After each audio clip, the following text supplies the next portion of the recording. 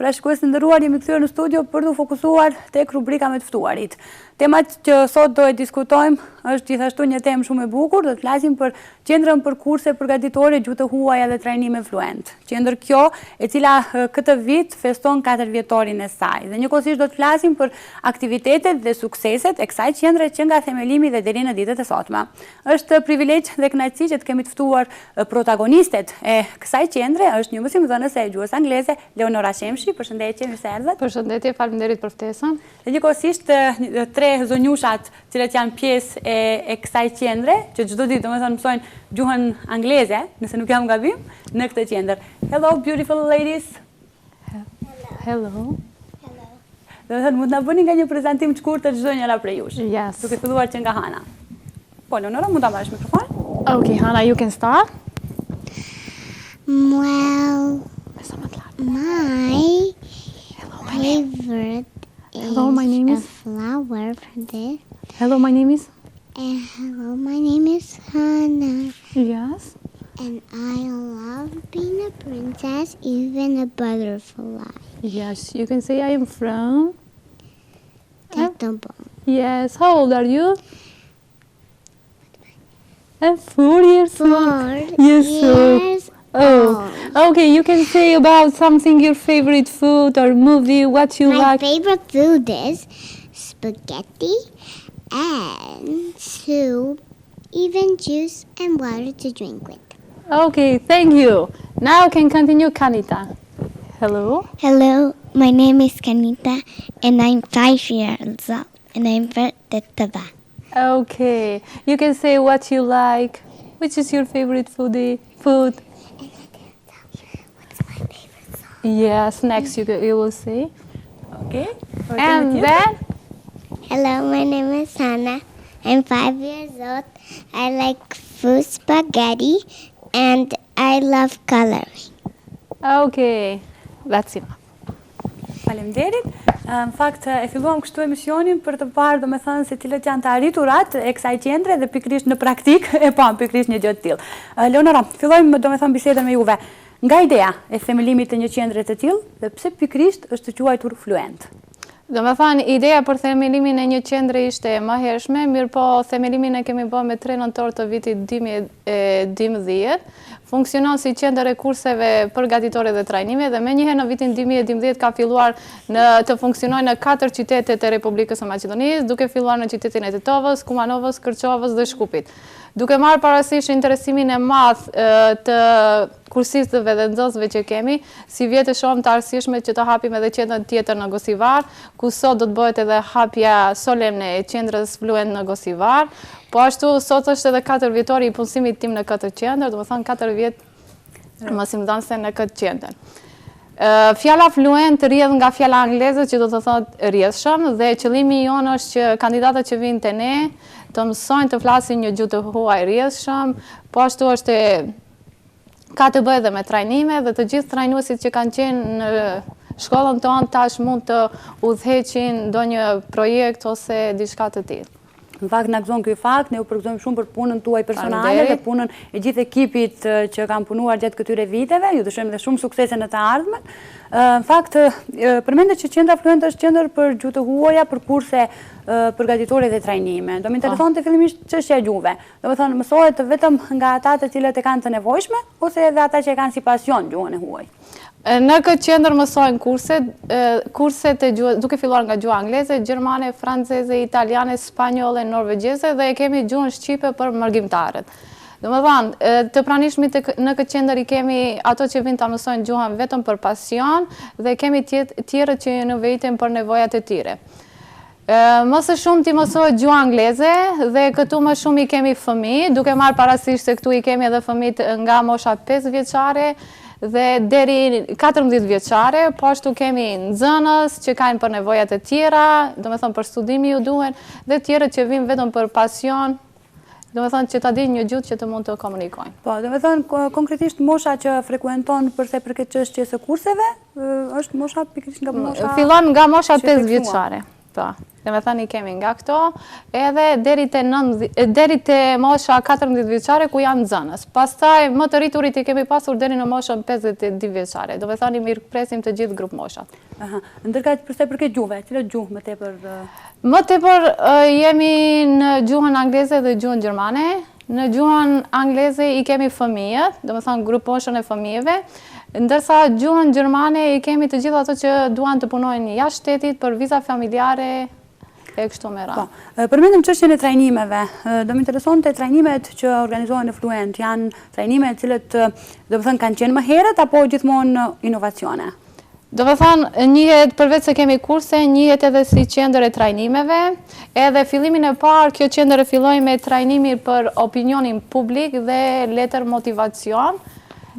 Trajnimet tjera që janë mbajtur është trajnimi për leadership, trajnimi për menaxhment dhe menaxhimin e kohës, e kemi trajnimin gazetari dhe marrëdhënie me publikun, trajnimi për fotografi profesionale, trajnimi i cili është mbajtur 6 herë dhe kërkesa është që të vazhdojë edhe më tej, dhe ishte komunikimi publik dhe arti të folurit, trajnimi i fundit që u mbajt në këtë qendër. Po, do më interesonte tani të kaloj tek çështja, do të thënë keni qenë fituesi 2 projekteve të cilat kanë qenë të realizuara me sukses dhe të porositura nga Bashkimi Evropian dhe Qendra Maqedonase për Bashkëpunim Ndërkombëtar. Mund ta flisni pak se ku zhvilluan pikërisht këto projekte edhe çfarë në fakt mësuan kandidatët? Do me thënë këto projekte u zhvilluan në 4 qytete të Republikës së Maqedonisë, në Shkup ishte ki, pastaj funksionoi vetëm si një pjesë në qytetin e Manastirit dhe të Shtipit.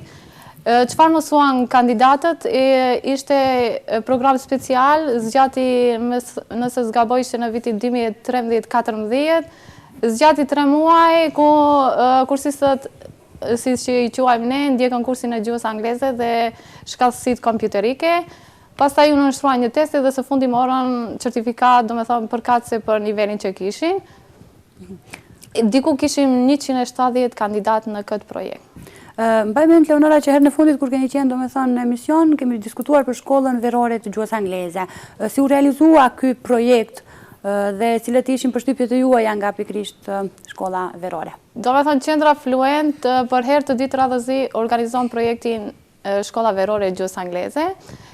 Vitin e parë kishim diku te 37 nxënës, ndërsa vitin që lan pas, do me thënë nga 1 qershori deri në 31 gusht, kemi pasur diku 64 nxënës.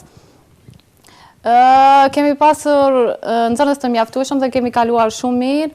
Qëllimi i kësaj shkolle ishte që nxënësit jo vetëm të mbarojnë, do me thënë atë procedurët që e kanë nga 1 shtatori dhe 10 qershori dhe të largohen nga mësimi, por që të vazhdojnë ende me mësim. Ishte punë kreative kemi pasur shëtitje, metoda inovative kemi pasur, pasaj lojra që janë pas çdo ore kemi pasur nga një 5 minuta me lojë. Pastaj kemi pasur teste dhe së fundi kemi pasur testin final dhe nxënësit janë pajisur me certifikata dhe në fund kemi pas një manifestim ku çdo nxënës ka mund të këndojë ose të recitojë nga një vjersh. Do me thënë ishte shumë i suksesshëm dhe nga shkolla verore ne vazhdojmë nga një shtatori me kurset e rëndonta, ku tani kemi diku te 90 nxënës, do me thënë kjo bëhet fjalë vetëm për nxënësit e gjuhës angleze që i kemi, grup moshat e nxënësve. Në fakt, kjo pjesa përveç edukimit, kjo pjesa rekreative, besoj është edhe një motiv shumë shtesë për fëmijët. Ju këtë e keni shumë prezente, kemi vrejtur domethënë edhe gjatë shëtitjeve që keni bërë me nxënësit, i keni dërguar për të vizituar kopshtin zoologjik. Kemi pasur një orë mësimore në natyrë, kemi pasur një shëtitje tjetër, domethënë në 3 muaj, në secilin muaj kemi pasur nga një shëtitje. Ashtu. Flasim pak edhe kur jemi te çështja profesionale, agjenda e së ardhmes, cilat janë trajnimet që pritet të realizohen në këtë periudhë? Si që tham, se mbajmë kurse të gjuhës angleze, do me thënë për fëmijë dhe të moshuar, tash qendra Fluent nga tetori ka marrë përsipër që të mbajë dhe provimin Bullats dhe ELTI, do me thënë këto provime në bashkëpunim me British Council, tash të gjithë që ka nevojë për këtë mund t'i nënshtrohen provimit në qendrën tonë. Do të thonë këtu bëjmë pjesë të gjithë ato që duan që të ngrihen në nivelin e tyre, do të thonë pjesëtarë në komunë, institucione tjera e kështu me radhë. Po, përpara do të thonë të kalojmë edhe më tu që të flasim për çështjen që ka të bëjë me përkushtimin tuaj për këtë punë, por fillimisht do doja tani që të inkuadrojmë sërish këto voglushe, të thonë pjesat të cilat ato i kanë përgatitur, më duket kanë përgatitur nga një këngë në gjuhën angleze.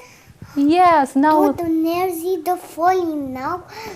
Okay. Yes. Now do folin. Yes, now we'll continue with singing your favorite song. Who can start first? Kanita or Hana? Okay, Hannah can start first. Go on. Your favorite song. Ballerina, ballerina, sing song in the air. Love the thing. Yeah, yeah. Yeah. You're so beautiful. Yeah. You beautiful thing. Okay, thank you. Bravo, Hana. Hajde, vazhdon Kanita.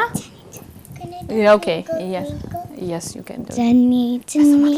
Johnny is Baba, eating sugar no Baba, telling lies no Baba, open your mouth, ha ha ha. Thank you. Hannah, twinkle, twinkle. Twinkle, twinkle, little star, how I wonder what you are, like a diamond in the sky. Twinkle, twinkle, little star, how I wonder what you are. Shumë bukur, faleminderit. Do doja të kaloja tani domethënë me pjesën tjetër që thash pak më herët për përkushtimin në punën tuaj. Ju theksuat edhe ju personalisht domethënë keni tani 4 vjetorin e punësimit tuaj në këtë qendër. Me sa pasion fakt e bëni punën që me cilën çdo ditë duhet të ballafaqoheni. Yeah. It's boring to not talk.